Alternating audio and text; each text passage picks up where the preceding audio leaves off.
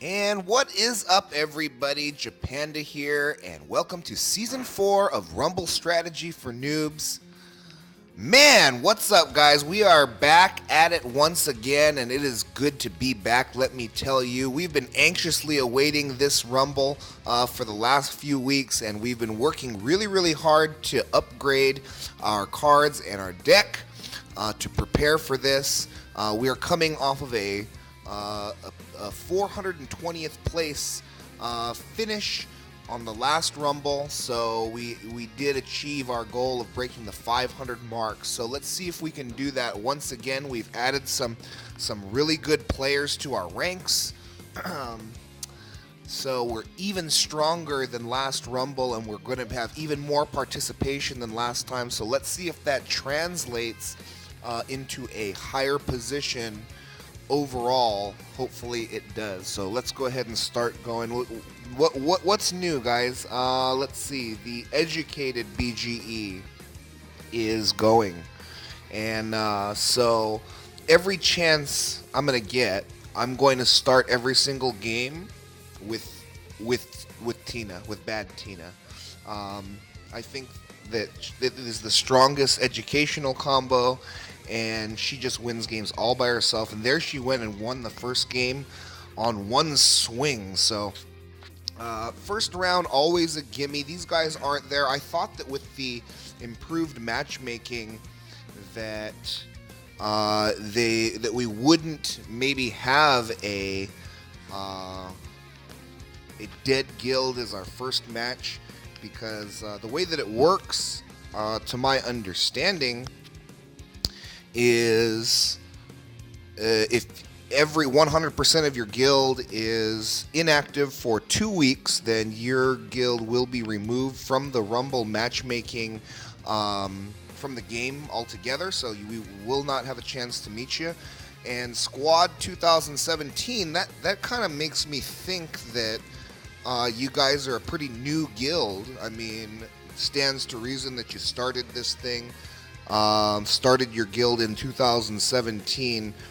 Running back Hank is awesome. Take a look at this, guys. 33 attack, 18 punch. Are you joking me? You know what else is awesome? Freshman Chris, 20 punch, 33 attack. I could go either way with this one. I find Hank to be a little bit more versatile, away from the educated buff. So not that it's going to come into play this game, but Brian, added him to my deck as well. Brian is educated. He does get a buff for his attack and his health, so we're going to be incorporating him to see if some of his options can help us in this Rumble as well. I do only have one, so not going to have a lot of chances to play him often. But, the chances that I will have, I will try to take advantage of that the best that I can. 27, 28, 28. So let's go ahead and start with a Blurns ball into either Peter or Bob. Let's go with Bob, since Peter is more versatile. I can't say more versatile. Bob is like the most versatile epic character card, farmable epic character card that there is. Honestly, he has all of the best combos, I would say. So pretty good option to include at least one or two Bobs in your deck, or be working towards that if you are newer to the game. Baby Bender's a beast.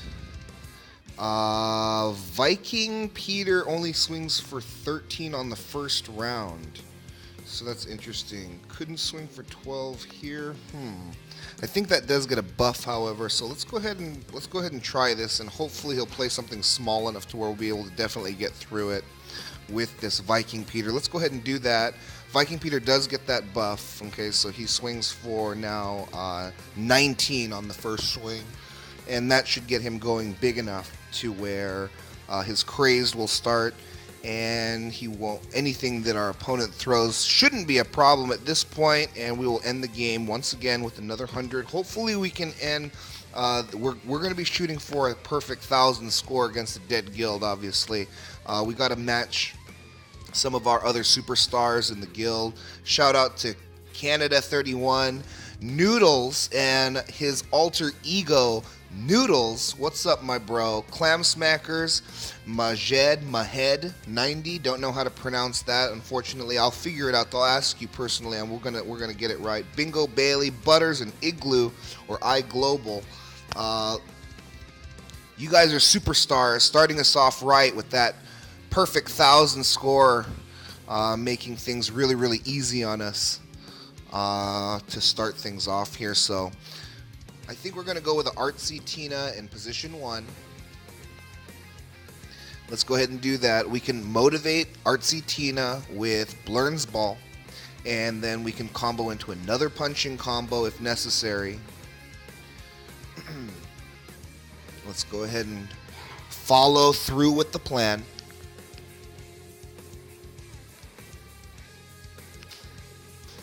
And now we are going to finish the game on this turn. No paybacks from the first position card, so that's fantastic. Let's just go ahead and get down the highest health on the end, which will earn us another 100 in my opinion. There we go.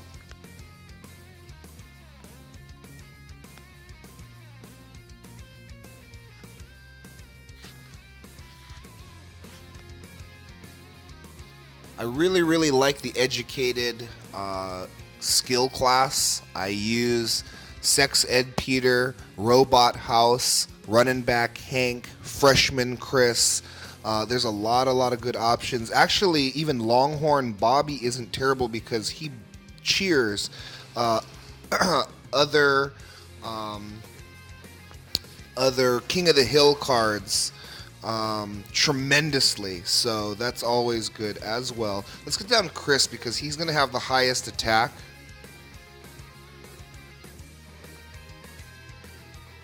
If we make this Man of the House legendary style, we can get through the Stewie no problem. Ooh, this Alamo beer is going to be a little bit of a challenge for us, unfortunately. Let's motivate Man of the House as big as possible, but it's still not going to get through the Alamo beer, unfortunately. Let's start thinking about a healing combo. Well, Tina heals in a lot of ways here, so... Of course, these don't make a healing combo.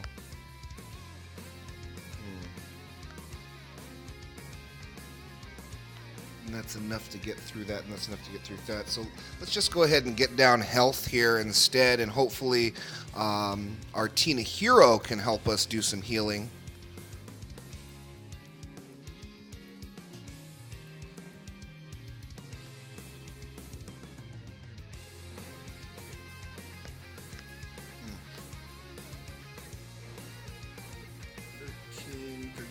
So, Drunk at the Clam will have the highest health, so we'll go ahead and place that on the end. I'm not sure what kind of a score we're going to get out of this one. Certainly not 100, but nonetheless going to be pretty spectacular. 99 is still very, very good. Let's take that one away and run. Bender's a pretty new addition to my deck. I run him even though he's not a fused legendary. I've taken out all of my unfused legendaries from my deck.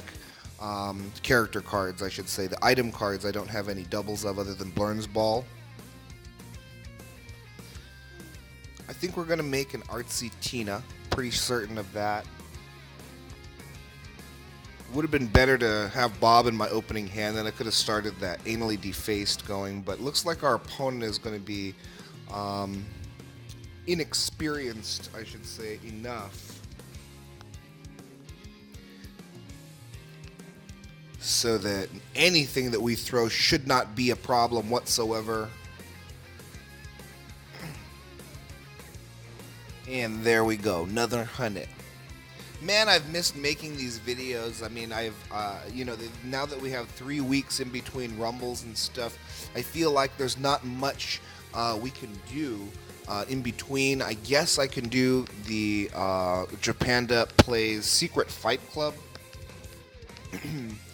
series, but that's a little bit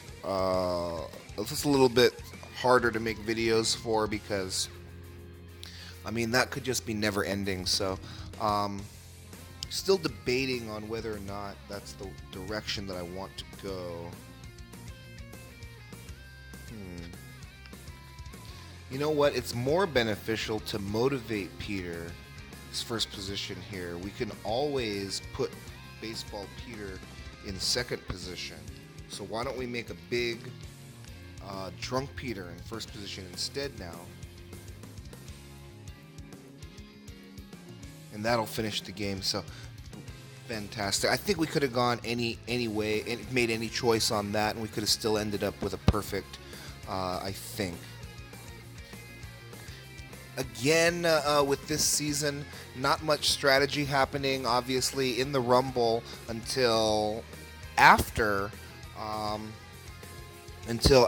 we get going with some matches a little bit. But that's just to be expected. Finally, we're facing a Dale, so at least somebody who kind of knows what they're doing. Let's try and keep this nice and tight and not go past 2 positions and finish this game within 2 slots here. And I think we can get that done. Man of the House will cheer our second position card, and that's going to maybe even finish the game for us on this swing itself. In fact, it will, and it will finish it with 100. So we do have to think about having facing a Dale hero and having the payback ability go off. Of course, we know that that the payback does not go off before the game finishes. Okay, so.